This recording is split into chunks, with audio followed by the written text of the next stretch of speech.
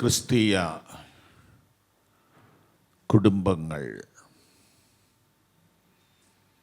വലിയ വെല്ലുവിളികൾ നേരിട്ടുകൊണ്ടിരിക്കുന്ന ഒരു കാലഘട്ടമാണ് ഇത്. ഇതര മതസ്ഥർ അവരുടെ ഫാമിലി വാല്യൂസ് അല്പം തീവ്രതയോടുകൂടെ സംരക്ഷിക്കുന്നുണ്ട്. ഇതര മതങ്ങളുടെ പേരെടുത്ത് പറയുന്നത് നല്ലതല്ലല്ലോ, അതുകൊണ്ട് പറയുന്നില്ല. നമ്മുടെ നാട്ടിൽ വിശുദ്ധ ബൈബിൾ എത്തിക്കുവാനും തർജ്ജമ ചെയ്യുവാനും വിതരണം ചെയ്യുവാനും നമുക്ക് വിദ്യാഭ്യാസം തരുവാനും എല്ലാം മുൻകൈയെടുത്ത ബ്രിട്ടൻ ഇന്ന് ഒത്തിരി പ്രയാസങ്ങളെ നേരിടുന്നു.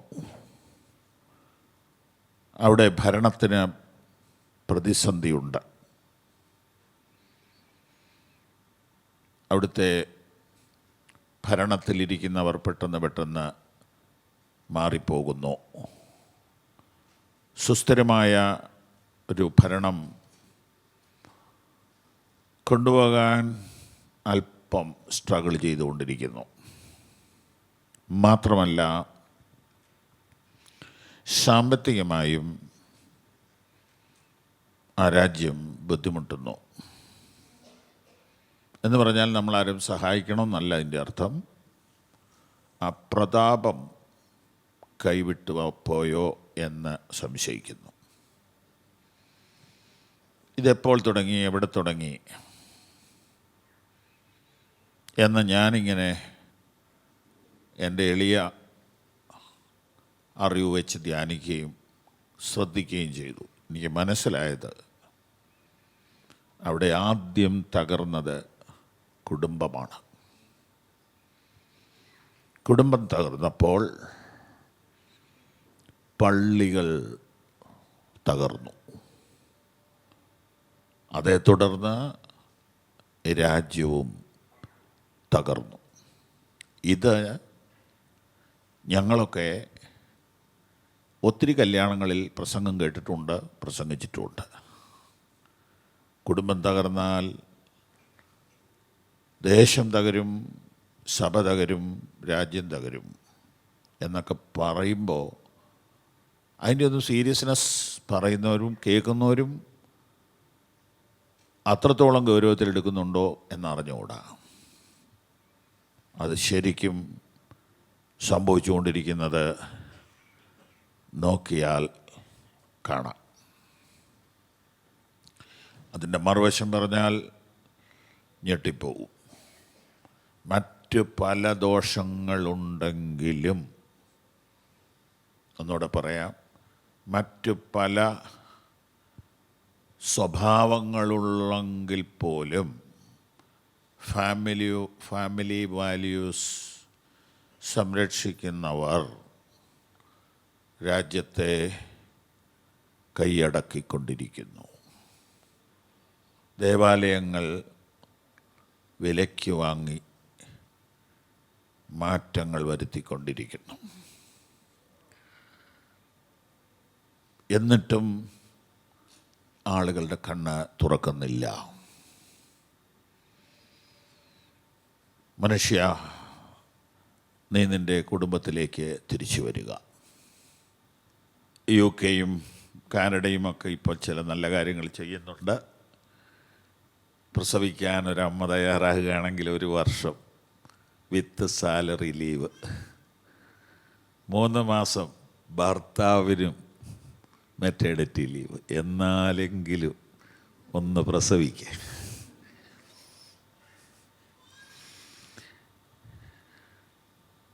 അപ്പോൾ കുടുംബത്തോട് ബന്ധപ്പെട്ട് നാം അവഗണിച്ച ഒത്തിരി മേഖലകളുണ്ട്. ഇപ്പോൾ ജൂലൈ 13 ഞങ്ങൾക്കൊരു കുഞ്ഞ്, മൂത്ത മോൾക്ക് ദൈവം നൽകി. അഖിലോസ് എന്ന് പേരിട്ടു. അവിടുത്തെ ആശുപത്രിയും അവിടുത്തെ കെയറും എല്ലാം ഒത്തിരി നല്ലതായിട്ട് തോന്നി. ഞങ്ങൾ പോയ ആശുപത്രി എല്ലായിടത്തെയും അറിഞ്ഞുകൂടാ. അവിടെ ഏറ്റവും നല്ല കെയർ കിട്ടി. പിന്നെ ഒറ്റ കാര്യമേ ഉള്ളൂ, സിസറിയൻ അവർ 99% ഒഴിവാക്കും.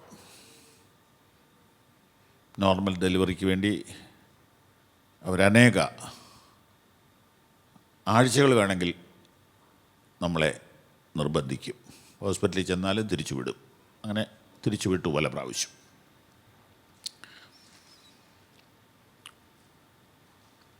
എന്നാൽ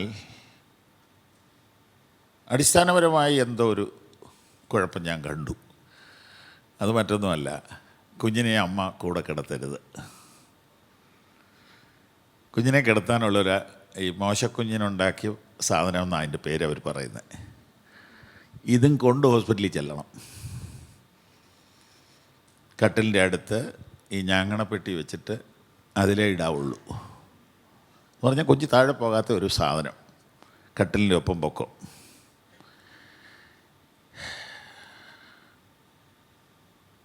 അപ്പോൾ ഈ കുഞ്ഞ് അമ്മയുടെ ചൂട് ഒരിക്കലും അനുഭവിക്കരുത്. അവിടെ തെറ്റിയിട്ടുണ്ട്. ഇന്ത്യൻ കുട്ടി ആയതുകൊണ്ടാണെന്ന് തോന്നുന്നു. അത് ഉറങ്ങണമെങ്കിൽ അമ്മയോ വല്യമ്മച്ചോ ആരെങ്കിലും എടുത്തിങ്ങനെ പിടിക്കണം. ഞാൻ പറഞ്ഞു, നിയമമൊക്കെ അങ്ങനെ കിടക്കട്ടെ, അവർ നോക്കാൻ വരുമ്പോൾ മാത്രം അതേ കിടത്തിയാൽ മതി, ബാക്കി കുഞ്ഞിനെ കൂടെ കിടത്താൻ പറഞ്ഞു. ഒരു പാട്ടില്ലേ, താതൻ്റെ മാറല്ലേ ചൂടെനിക്ക്. അപ്പം ഈ ദൈവത്തോടുള്ള ബന്ധം പോലും നമ്മളെ പഠിപ്പിക്കുന്നത് ഫാമിലി റിലേഷനിൽ നിന്നാണ്.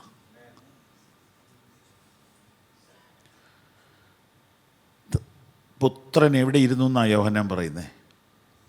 പിതാവിൻ്റെ മടിയിലിരുന്ന്. ആ വാക്ക് എന്തിനാ ഉപയോഗിച്ചേ? Family value മനസ്സിലാക്കാനല്ലേ. അപ്പം മാറ്റിയിരുത്തിയാൽ എങ്ങനെയാണ് ശരിയാവിടെ? പിതാവിൻ്റെ മടിയിലിരുന്ന ഏകജ, അതാ സ്നേഹത്തിൻ്റെ പാരമ്യം വെളിപ്പെടുത്താനാണ് യോഹന്നാൻ ആ വാക്ക് ഉപയോഗിച്ചത്. യോഹന്നാൻ്റെ സുവിശേഷം 1:18, പിതാവിൻ്റെ മടിയിലിരുന്ന ഏകജാതനായ പുത്രൻ. അപ്പം ആ ഒരു സിസ്റ്റം എടുത്തു കളഞ്ഞു. അറ്റാച്ച്മെൻ്റ് വേണ്ട, ഡിപ്പെൻഡൻ്റ് ആവരുത് ആരും. ഇതൊക്കെ ഓരോ എന്തോ പഠനങ്ങളുടെ ഭാഗങ്ങളായിരിക്കും. ഇതിൻ്റെ ഫലം എന്താണെന്നറിയാമോ? കുട്ടിയെ കിടത്താൻ നമ്മൾ ഞാങ്ങണപ്പെട്ടി ഉണ്ടാക്കും, കുട്ടി നമുക്ക് വേണ്ടി ഓൾഡ് ഏജ് ഹോമോ ഉണ്ടാക്കും. അത് തന്നെ. ആർക്കും ആരോടും അറ്റാച്ച്മെൻ്റ് ഇല്ല, അടുപ്പമില്ല. സ്തോത്രം. വെറുതെ ഇങ്ങനെ ഹായ് ഹോയ് എന്നൊക്കെ പറയുന്നതല്ലാതെ ആർക്കും ആരോടും ബന്ധമില്ല. ഇങ്ങനത്തെ ഒരു ലോകം വളർന്നു വരികയാണ്. സ്തോത്രം. കുഞ്ഞുങ്ങൾക്ക് വില കൂടിയ ഭക്ഷണമൊക്കെ കൊടുക്കുന്നതിനേക്കാളും അവരെ ഒന്ന് ചേർത്ത് പിടിച്ച് ഹഗ് ചെയ്യുമ്പോഴാണ് അവർക്ക് ചൈതന്യം ഉണ്ടാകുന്നത്. അപ്പോൾ ഒരു സ്വാർത്ഥ ലോകം, ദൈവം ഫാമിലിയെ ഉണ്ടാക്കിയത് സ്വാർത്ഥതയെ ബ്രേക്ക് ചെയ്യാനാണ്. വിവാഹം കഴിയുന്നതോടുകൂടെ പുരുഷൻ ലോക്കാവുക, സ്ത്രീ സ്വതന്ത്രയാവുക. നമ്മുടെ നാട്ടിലെ ചിന്തയാണ്, സത്യമാണ്. സ്ത്രീ അതുവരെ പേടിച്ച് നടക്കുകയായിരുന്നു. കല്യാണം കഴിഞ്ഞപ്പോൾ സ്ത്രീയുടെ പേടി മാറി, പിന്നെ പുരുഷനാ പേടി. ഓരോ രാജ്യത്തും പേടിയുടെ കനം കൂടി കുറഞ്ഞു ഇരിക്കും. സ്തോത്രം. ബന്ധിക്കുകയാണ്. ദൈവം പറയുന്നു മനുഷ്യൻ ഏകനായിരിക്കുന്ന നന്നല്ല, ഞാനവന് തക്ക തുണി ഉണ്ടാക്കി കൊടുക്കും. ദൈവത്തിന് നിലത്തെ പൊടി കൊണ്ട് മനുഷ്യനെ ഉണ്ടാക്കിയതുപോലെ എന്തെങ്കിലും ഒരു സാധനം എടുത്തിട്ട് അതിനെ സ്ത്രീയാക്കാമല്ലോ. ദൈവത്തിന് എന്നാ പ്രയാസം? കല്ലുകളിൽ നിന്ന് അബ്രഹാമിന് മക്കളെ ഉളവാക്കാമെങ്കിൽ മരത്തിൻ്റെ കൊമ്പിൽ നിന്ന് ഹൗവയെ ഉണ്ടാക്കാൻ മേലേ. പക്ഷേ ഇവൻ്റെ മാറിൽ നിന്നെടുത്ത് എന്തിനാ? അതൊരു സിംബോളിക്കല്ലേ, അത് നമ്മളെ പഠിപ്പിക്കാനല്ലേ. അവിടെ അവളുടെ സ്ഥാനം കാലിലും അല്ല തലയിലും അല്ല, മാറിലാണ് ഭാര്യയ്ക്ക് സ്ഥാനം. കംഫർട്ട്, സുരക്ഷിതത്വം, സ്നേഹം, പിരിയാൻ പറ്റാത്ത ബന്ധം, ഇതെല്ലാം ദൈവം അതിനകത്ത് വെച്ചാണ് ഈ വാരിയലിൽ നിന്ന് എടുക്കുന്നത്. സ്തോത്രം. ദൈവത്തിന് വേറെ എന്തെല്ലാം വഴിയുണ്ട്. അപ്പം അവനിൽ നിന്നെടുത്തിട്ട് 2 വ്യക്തിയാക്കിയിട്ട് അവന് കൊടുത്തു. ഒന്നിനെ 2 ആക്കിയിട്ട് 2നെ 1 ആക്കി. ഇനിമേൽ ഇവർ 2 അല്ല 1 അത്രേ. 1 അധികം 1 സമം 1. ഇതാ ഫാമിലി. ദൈവത്തിൻ്റെ മാത്തമാറ്റിക്സ് നമ്മുടേതല്ല. അതുതന്നെയാണ് തൃത്വം മനസ്സിലാക്കാൻ വേണ്ടി നമ്മൾ ഒത്തിരി പരിശ്രമിക്കുന്നുണ്ട്. ഒരു പരിധിക്കുള്ളിൽ പറ്റുന്നില്ല. ഒരു സന്യാസി ആർ കൃഷ്ണൻകുട്ടിയോട് ചോദിച്ചു, നിങ്ങൾക്ക് എത്ര ദൈവമുണ്ട്? കൃഷ്ണൻകുട്ടി സാറ് പറഞ്ഞു, ഒരു ദൈവം. 1 + 1 + 1 = 2 പറയാൻ പറഞ്ഞു. കൃഷ്ണൻകുട്ടി പറഞ്ഞു, ഞങ്ങളുടെ ദൈവം മാത്തമാറ്റിക്കൽ ഗോഡല്ല. പിന്നെ സ്വാമിക്ക് നിർബന്ധമാണെങ്കിൽ ഞാൻ വേറൊരു കണക്ക് അങ്ങോട്ട് പറയാം. 1 ഗുണം 1 സമം എത്ര? അങ്ങനെ ആ ചർച്ച അവസാനിച്ചു. കൃഷ്ണൻകുട്ടി സാറിനൊരു തർക്കശാസ്ത്രത്തിൽ കഴിവുണ്ടായിരുന്നു. പിന്നീട് നമ്മളൊക്കെ അത് ഉപയോഗിക്കുന്നു. അപ്പോൾ ദൈവത്തിൻ്റെ മാത്തമാറ്റിക്സ് വേറെയാണ്. ഇന്ന് രാവിലെ ഞാൻ തോന്നുന്നു ഞാനിവിടെ സന്ദേശം കേട്ടുകൊണ്ടിരിക്കുകയായിരുന്നു. ദൈവത്തിൻ്റെ സോഴ്സ് അത് വേറെയാണ്. അത് നമ്മളൊന്നും ചിന്തിക്കുന്നൊന്നുമല്ല. എങ്ങനെയും ചെയ്യാം. പക്ഷെ വെള്ളത്തിൽ കിടക്കുന്ന ലിവിയാദാൻ്റെ തലയെ തകർത്തിട്ട് അതിന് ചിറക് വെച്ച് നമ്മുടെ വീടിൻ്റെ മുറ്റത്ത് കൊണ്ടുവന്ന് ലാൻഡ് ചെയ്യിപ്പിക്കുക എന്നുള്ളത് ദൈവത്തിന് ഇതൊക്കെ ഒരു സന്തോഷമാണ്. ഹല്ലേലൂയ. അപ്പോൾ ദൈവത്തിൻ്റെ പദ്ധതികളെല്ലാം വ്യത്യസ്തമാണ്. ഹല്ലേലൂയ. ഞാൻ ഒരു കൊച്ചിനെ സ്കൂളിൽ ചേർക്കാൻ നേരത്ത് ഒരിടുങ്ങിയ പാഴ്സനേജിൽ താമസിക്കുക. അതിൻ്റെ ഫീസിനെ കുറിച്ച് അന്ന് ഭാരപ്പെട്ടു. ഞാൻ കൊച്ചു ഫെയ്ത്തോമിന്നാണ് ഇങ്ങനെ കയറി വന്നത്. 500 സ്ക്വയർ ഫീറ്റുള്ള പാഴ്സനേജ് വാടകയ്ക്ക് എടുത്തത്. അപ്പോൾ ആ ഒരു കുഞ്ഞിൻ്റെ ഫീസ് കൊടുക്കുന്നതിനെക്കുറിച്ച് ആവലാതിപ്പെട്ടപ്പോൾ രണ്ടാമത് കുഞ്ഞിനെ ദൈവം തരാൻ പോകണു എന്ന് അറിഞ്ഞപ്പോൾ ഞാനിങ്ങനെ കർത്താവിനോട് ചോദിച്ചു, കർത്താവ് ഒരെണ്ണത്തിൻ്റെ ഫീസ് കൊടുക്കാൻ പറ്റുന്നില്ല, അപ്പോൾ ഇതിൻ്റെ ഫീസ് എങ്ങനെ കൊടുക്കും?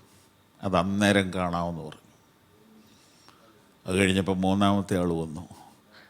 ആവശ്യം വലുതാകുമ്പോൾ ദൈവത്തിൻ്റെ പദ്ധതികളും വലുതാകുന്നു. സ്തോത്രം. അത് കഴിഞ്ഞ് ക്ലാസ്സുകൾ വലുതിലേക്ക് കയറി വന്നപ്പോൾ നേഴ്സിങ്ങിൻ്റെ ഫീസ് ഒരാൾക്ക് 4 ലക്ഷം. അപ്പോൾ 2ാമത്തെ ആൾക്ക് എങ്ങനെ കൊടുക്കും? അടുത്ത ആൾക്ക് എങ്ങനെ കൊടുക്കും? ആവശ്യം വന്നപ്പോൾ ഒന്നും മുടങ്ങിയില്ല.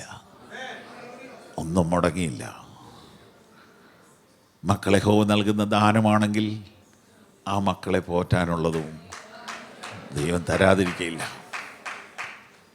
പക്ഷെ നമുക്ക് വിശ്വാസക്കുറവായതുകൊണ്ട് നമ്മൾ 1ലും 2ലും ഒക്കെ നിർത്തിക്കളഞ്ഞു. എന്നിട്ട് സഭയിൽ ആളില്ല എന്ന് പറഞ്ഞാൽ വല്ല കാര്യമുണ്ടോ? എവിടുന്ന് വരാനാ? മാത്യു കുഴൽനാടൻ MLA അസംബ്ലിയിൽ പരസ്യമായിട്ട് പറഞ്ഞു, 20 കൊല്ലത്തിനുള്ളിൽ കേരളം ഒരു വൃദ്ധമന്ദിരമാകും. കേരളം വൃദ്ധമന്ദിരമാകാൻ 20 കൊല്ലം എടുക്കും. പക്ഷേ നമ്മുടെ സഭകൾ ഓൾറെഡി വൃദ്ധമന്ദിരമായി കഴിഞ്ഞു. സഭകളിലൊക്കെ കൊയറൊക്കെ ലീഡ് ചെയ്യുന്നത് 70 വയസ്സുള്ള അപ്പച്ചന്മാരാണ്. കാരണം അവരാ ഉള്ളത് ഈ പ്രായക്കുറവ്. കുടുംബം, അതിനെക്കുറിച്ച് നാം ഗൗരവമായിട്ട് ചിന്തിക്കണം. സ്തോത്രം. നമുക്ക് മക്കളുണ്ടാകട്ടെ എന്ന് ഞാൻ ആഗ്രഹിക്കുകയും പ്രാർത്ഥിക്കുകയും ചെയ്യുന്നു.